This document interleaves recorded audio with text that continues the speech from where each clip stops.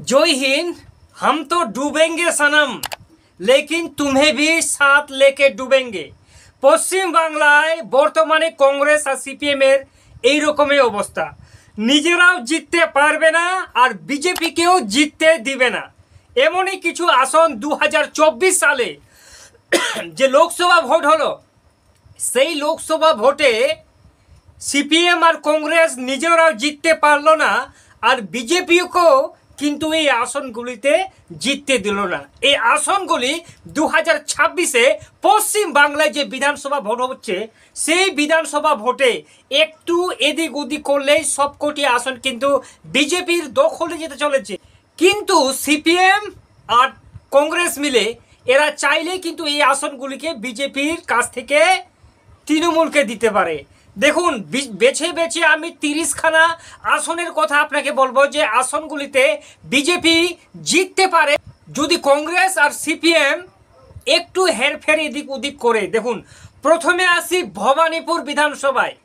30টি বিধানসভা এমন আছে যে বিধানসভাগুলি পাখির চোখ থাকবে 2026-এ। তার মধ্যে ভবানীপুর মমতা ব্যানার্জির গড় বলে পরিচিত। আপনারা জানেন 1 বছর আগে যে ভোট হলো এই ভবানীপুর বিধানসভায়, লোকসভা ভোট যে হলো, এই ভবানীপুর বিধানসভায় তৃণমূল কংগ্রেস 62,241টি ভোট পেয়েছিল আর বিজেপি পেয়েছে 54,164টা ভোট। কিন্তু 14,000 ভোট পেয়েছে সিপিএম আর কংগ্রেসের জোট। এখানে তৃণমূল কংগ্রেস মাত্র 8,297 ভোটে কিন্তু জিতেছে। এই যে এখানে 14,000 ভোট সিপিএম আর কংগ্রেসের মিলে আছে, এই ভোটটা যদি অর্ধেকর বিজেপির ঝুলিতে যেত তাহলে কিন্তু টোটাল এখানে কিন্তু বিজেপি 2026-এ এই আসনটি জয়লাভ করত 2024-এর ভোটে। তারপরে দেখুন মোথাবাড়ি বিধানসভা, ঠিক আছে, মালদার মোথাবাড়ি বিধানসভায় তৃণমূল কংগ্রেসের অবস্থা দেখুন, 31,547টি ভোট পেয়েছে এই 2024 সালে। আর এখানে বিজেপি পেয়েছে 43,101টি ভোট। কিন্তু সিপিএম আর কংগ্রেসের জোট এখানে 77,335, মানে 34,134 ভোটের লিড। এই আসনটি তৃণমূল কংগ্রেসের জন্য খুবই কষ্টকর হবে 2026-এ। তারপর চাঁচল বিধানসভায় দেখুন, চাঁচল বিধানসভায় তৃণমূল কংগ্রেস 66,911টি ভোট। বিজেপি এখানে চমকভাবে 50,623টি ভোট পেয়েছে। কিন্তু কংগ্রেস এই আসনে 67,265টি ভোট পেয়েছে। তার মানে এই চাঁচল বিধানসভায় 2024-এ 1 বছর আগে তৃণমূল কংগ্রেসের চেয়ে কংগ্রেস মাত্র 356টি ভোট বেশি পেয়েছে। এই আসনটি এখানে যথেষ্ট কিন্তু ভোট পেয়েছে বিজেপি। একটু যদি ভালো প্রদর্শন করে তাহলে এই আসনটি বিজেপির দখলে যাওয়ার সম্ভাবনাটা অনেকটাই বেশি। তারপরে দেখুন বারাসাত বিধানসভা। এই বারাসাত বিধানসভায় তৃণমূল কংগ্রেস 1 লাখ ভোট পেয়েছে, 1,05,048টি। আর বিজেপি কিন্তু পিছিয়ে নেই ভাই, 97,376টি ভোট পেয়েছে। ঠিক আছে, এখানে বিজেপির চেয়ে তৃণমূল কংগ্রেস মাত্র 3,172টি ভোট বেশি আছে, মাত্র 3,172টি। মাত্র 1 বছর আগে ভোট হয়েছে 2024-এ। কিন্তু চমকভাবে অল ইন্ডিয়া ফরওয়ার্ড ব্লক 22,000 ভোট পেয়েছে। এই 22,000 ভোট থেকে বিজেপি একটু যদি হেরফের করতে পারে তাহলে এই বারাসাত আসনটি বিজেপি কিন্তু দখল করতে পারে 2026-এ। তারপর নবদ্বীপে দেখুন 91,325টি ভোট পেয়েছে তৃণমূল কংগ্রেস। ঠিক আছে, বিজেপি 86,000 ভোট পেয়েছে। ভাই এখানে মাত্র 5,556 ভোটের লিড আছে কে? তৃণমূল কংগ্রেস। কেন? এখানে বিজেপি, কংগ্রেস আর সিপিএম 24,000 ভোটের লিড আছে। এই জন্যই বলছি যে সিপিএম কংগ্রেস নিজেরাও জিততে পারেনি আর বিজেপিকেও কিন্তু জিততে দেয়নি। হাম তো ডুবেঙ্গে সালাম, লেকিন তুঝে সাথ মে লেকে ডুবেঙ্গে। এরপরে দেখুন রঘুনাথপুরের তৃণমূল কংগ্রেস মাত্র বিজেপির চেয়ে 455টি ভোটে এগিয়ে আছে মাত্র। আর এখানে সিপিএম 14,781টি ভোট পেয়েছে। বিজেপি যদি এই রঘুনাথগঞ্জে একটু এদিক ওদিক করতে পারে তাহলে এই রঘুনাথপুর বিধানসভাটা কিন্তু বিজেপি দখল যেতে পারে। তারপর রানীভাত বিধানসভায় কত 5,752 ভোটের লিড আছে তৃণমূল কংগ্রেস, কিন্তু 21,076টি ভোট পেয়েছে সিপিএম। তার মানে এই বিজেপির কাছে যদি এই সামান্য কয়েকটি ভোট যেত তাহলে কিন্তু এই রানীবাগ বিধানসভাটি বিজেপির দখলে থাকতো। তারপর আরামবাগ বিধানসভায় দেখুন, এখানে আরও হাড্ডাহাড্ডি লড়াই ভাই। তৃণমূল কংগ্রেস মাত্র 546টি ভোটে জিতেছে, 98,847টি ভোট পেয়েছে তৃণমূল কংগ্রেস, 98,301টি ভোট পেয়েছে বিজেপি। আর সিপিএম এখানে 12,846টি, মানে 546 ভোটের হেরফের, এখানে বিজেপি জিততে পারে। তারপর মানিকতলায় দেখুন 66,964টি ভোট তৃণমূল কংগ্রেস, 63,389টি ভোট পেয়েছে বিজেপি, মাত্র 3,575টি ভোটের ব্যবধানে। তার মানে 9,421টি ভোট পেয়েছে তৃণমূল সিপিএম আর কংগ্রেস জোট। এই মানিকতলা বিধানসভাটিও কিন্তু 2026-এ পাখির চোখ থাকবে। তারপর রঘুনাথগঞ্জ এখানে 3,757 ভোটের লিড আছে তৃণমূল কংগ্রেস, 27,000 ভোট পেয়েছে এখানে সিপিএম। এই আসনগুলো কিন্তু বিজেপির দখলে যেতে পারে। তারপর দেখুন নাকাশিপাড়া মাত্র 6,099টি ভোট, এই এক বছর আগেকার কথা, ঠিক আছে। 24,000 এই বিধানসভা আসনে ভোট পেয়েছে সিপিএম, এই আসনটিও বিজেপির দখলে যেতে পারে। তারপর দমদম উত্তরে দেখুন মাত্র 6,302টি ভোটে তৃণমূল কংগ্রেসে গিয়ে এখানে সিপিএম 45,000 ভোট পেয়েছে।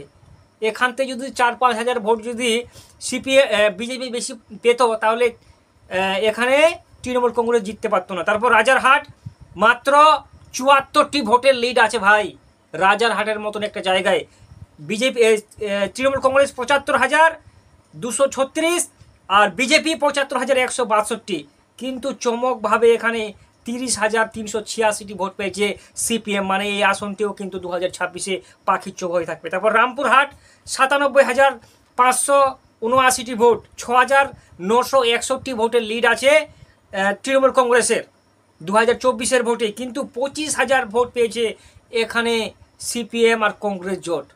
এখানে বিজেপিকে কিন্তু একটু খাটলেই এই আসনগুলি কিন্তু বিজেপি ধরে রাখতে পারবে। তারপর উত্তরপাড়ায় 9,040টি ভোটের লিড আছে তৃণমূল কংগ্রেসের, আর সিপিএম 50,000 ভোট পেয়েছে সিপিএম কংগ্রেসের জোট। তারপর চাপধানি 8,591টি ভোটের লিড আছে কার, তৃণমূল কংগ্রেসের, আর এখানে সিপিএম 38,000 ভোট পেয়েছে, ঠিক আছে। সামান্য ভোটের ব্যবধানে তৃণমূল জয়ী, কিন্তু এখানে কংগ্রেস বাম কংগ্রেস জোট ভোট অনেকটা পেয়েছে, কেটেছে, যার কারণে তৃণমূলেরও ফায়দা। তারপর মেদিনীপুরে 2,170 ভোটে তৃণমূল এগিয়ে, আর এখানে 11,183টি ভোট পেয়েছে সিপিএম। তারপরে দেখুন টালিগঞ্জ বিধানসভায় 20,235টি ভোটের লিড আছে তৃণমূল কংগ্রেসের। আমি এগুলো 2024-এর কথা বলছি, লোকসভা ভোটের, কিন্তু 20,000 ভোটের লিড আছে তৃণমূল কংগ্রেস, কিন্তু সিপিএম এখানে ভাই 50,856টি ভোট পেয়েছে, যার মানে এখানে অধিকাংশ ভোট কেটেছে সিপিএম কংগ্রেস। তারপর রানীগঞ্জ 4,452টি ভোটে তৃণমূল কংগ্রেস লিড, কিন্তু সিপিএম 21,326টি ভোট পেয়েছে। জলঙ্গি বিধানসভায় মাত্র তৃণমূল 5,758টি ভোট, কিন্তু এখানে সিপিএম দ্বিতীয় হয়ে আছে, এখানে বিজেপি ভোটটা কেটেছে, 40,000 ভোট বিজেপি পেয়েছে, না হলে কিন্তু এখানে সিপিএম কংগ্রেসের জয় হতো। তারপর রানীগঞ্জ সিপিএম 712টি ভোট পেয়েছে, জয়ী হয়ে আছে। রানীনগর বিধানসভায় দেখুন 95,000 ভোট পেয়েছে তৃণমূল, 20,000 ভোট পেয়েছে বিজেপি, সিপিএম পেয়েছে 96,000, তার মানে 712টি ভোটের লিড আছে রানীনগর বিধানসভায়। তারপর করিমপুর বিধানসভায় মাত্র 12,323টি ভোট পেয়েছে, 12,323 ভোটের লিড আছে তৃণমূল কংগ্রেসের, বিজেপি সেকেন্ড এবং সিপিএম এখানে 39,000 ভোট নিয়ে তৃতীয় আছে, কিন্তু ভোটটা কেটেছে ভাই। তারপর চাকুলিয়ায় 1,172 ভোটে কংগ্রেস কিন্তু জয়ী হয়ে আছে, ঠিক আছে। এখানে ত্রিমুখী লড়াই, 58,000 ভোট পেয়েছে তৃণমূল, 51,000 ভোট পেয়েছে বিজেপি, 59,000 ভোট পেয়েছে কংগ্রেস, 1,172 ভোটের লিড। তারপর গোয়ালপুকুরে তৃণমূল কংগ্রেস 666টি ভোটের লিড আছে, এখানে দ্বিতীয় আছে কংগ্রেস 66,888, এখানে 31,000 ভোট পেয়েছে বিজেপি। এখান থেকে সামান্য ভোট পেলে এই আসনটি কংগ্রেসের দখলে। ঠিক আছে, তারপর ভরতপুরে আসি। ভরতপুর বিধানসভায় তৃণমূল কংগ্রেস 78,000 ভোট পেয়েছে, কংগ্রেস 59,000, বিজেপি 39,000, কিন্তু টিএমসি এখানে 18,000 ভোটে লিড আছে। এখানে 39,000 ভোটটা বিজেপি কিন্তু কেটেছে। এই ভোটটা যদি তৃণমূল কংগ্রেসের কাছে যেত অর্ধেকটা, তাহলে এখানে ফলাফলটা অন্যরকম হতো। তারপর বেলডাঙ্গায় বিজেপি এখানে 4,455 ভোটের লিড আছে। ঠিক আছে, লিড আছে কে এখানে? তৃণমূল কংগ্রেস 4,455টি ভোটের। এখানে ভোট কেটেছে বিজেপি 50,000 ভোট পেয়েছে, আর তৃণমূল কংগ্রেস 77,000, কংগ্রেস 72,000। ঠিক আছে, তারপর বহরমপুরে আসি। বহরমপুরে কংগ্রেস লিড আছে ভাই এখানে 2024 বিধানসভায়। তৃণমূল কংগ্রেস 46,944টি ভোট পেয়েছে, কংগ্রেস 83,000, আর বিজেপি 76,000। মানে তৃণমূলের চেয়ে বিজেপির এখানে পারফরমেন্স ভালো। ঠিক আছে, বহরমপুরে এই আসনটি কিন্তু পাখির চোখ থাকবে 2026-এ। তারপর বরুয়ান বিধানসভায় দেখুন বিজেপি জয়ী হয়েছে মাত্র 558টি ভোটে। ঠিক আছে, এখানে কংগ্রেস 39,000 ভোটে কিন্তু ভোটটা কেটেছে।